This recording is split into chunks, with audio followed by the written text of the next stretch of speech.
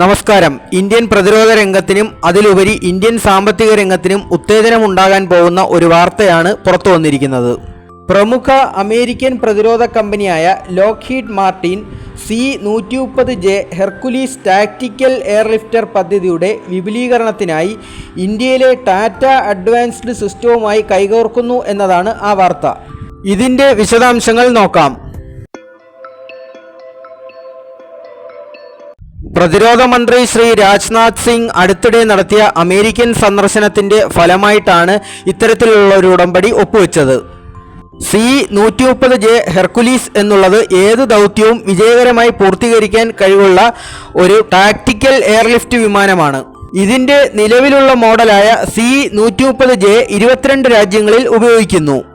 Indian വ്യോമസേനയുടെ കൈവശവും 12 എണ്ണമുണ്ട്.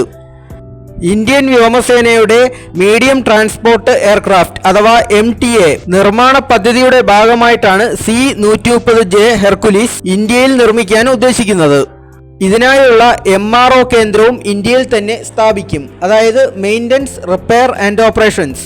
മറ്റ് രാജ്യങ്ങളിലേക്കുള്ള സേവനങ്ങളും ഈ കേന്ദ്രത്തിൽ നിന്ന് ഉറപ്പാക്കും. ഇത് തീർച്ചയായും ഇന്ത്യൻ പ്രതിരോധ രംഗത്തിന് സാമ്പത്തികമായി നേട്ടം ഉണ്ടാക്കി കൊടുക്കും.